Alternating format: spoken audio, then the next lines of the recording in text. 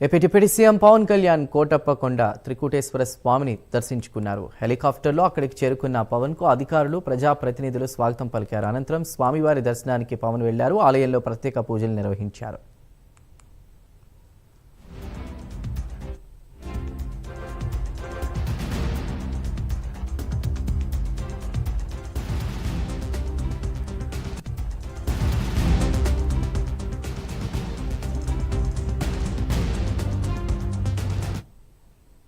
కోటప్పకొండ, కొత్తపాలెం గ్రామాల మధ్య పంచాయతీరాజ్ శాఖ నిధులతో నిర్మించిన నూతన రహదారిని ప్రారంభించి ప్రజలకు అందుబాటులోకి తీసుకొచ్చారు. కోటప్పకొండ క్షేత్ర దర్శనం అనంతరం కొండ దిగువనున్న శివస్తూపం వద్ద ఏర్పాటు చేసిన శిలాఫలకాన్ని ఆవిష్కరించారు. అనంతరం రోడ్డుపై నడుస్తూ నాణ్యతను పరిశీలించారు.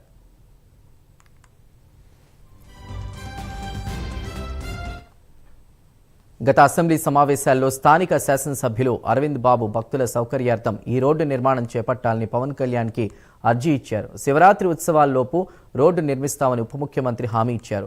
కోటప్పకొండ, కొత్తపాలెం మధ్య నిర్మించిన ఈ రోడ్డుతో శివరాత్రి ఉత్సవాలకు వచ్చే సుమారు 1,50,000 మంది భక్తుల ప్రయాణ కష్టాలు తీరనున్నాయి. కొత్తపాలెం గ్రామ పరిసరాల్లోని రైతులకు, గోనేపుడి పాఠశాలకు వెళ్లేటువంటి విద్యార్థులకు ఇబ్బందులు తొలగనున్నాయి.